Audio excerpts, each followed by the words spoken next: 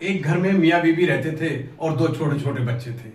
क्या हुआ, कुछ दिनों के बाद में बीवी को ऐसी बीमारी लग गई जैसे कोई टीबी है या और कुछ लंबी बीमारी बन गई और उस वजह से वो ठीक नहीं हो पाई, तो चरपाई पे रहती थी। मियाँ जो थे उनके काम करते रहते थे घर में और चलता रहता था। एक दिन क्या हुआ, उन्होंने देखा छज्जे पे घोंसला रखा हुआ था चिड़िया का। चिड़िया छोटे दोनों रहते थे। क्या होता है कि कुछ दिन के बाद में कैसा है, वो चिड़िया मर जाती है उनके यहाँ और उसमें से अंडे में से बच्चे निकले ही थे। चिड़िया जब मर गई तो वो बच्चे रखे और चुनौटा परेशान हो गए, बोले ये बच्चे कैसे पलेंगे। उसने क्या काम करा, दूसरी जी एक चिड़िया ले आते हैं। चिड़िया जब लाए, चिड़िया ने रंग देखा तो दूसरे दिन को बच्चे निकाल के घोंसले से बाहर फेंक दिए।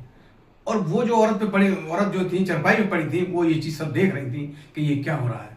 देखने के बाद वो बच्चे जैसे निकाल कर डाले, खत्म हो गए और वो जो आराम से रहने लगे।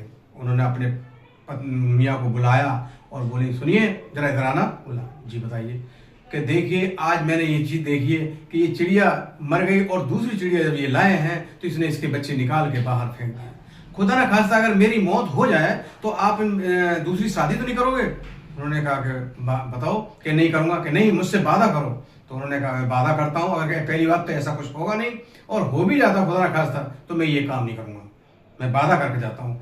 तो बोल ठीक है। तो चलते रहे। 6 महीने के बाद में ऐसी बीमारी थी उनको, वो जो है खत्म हो जाती है। फिर तो घर ही बिगड़ गया, घर उजड़ गया। घर जिसको कहते हैं वो बीवी से घर होता है और जिसकी बीवी नहीं वो घर नहीं होता।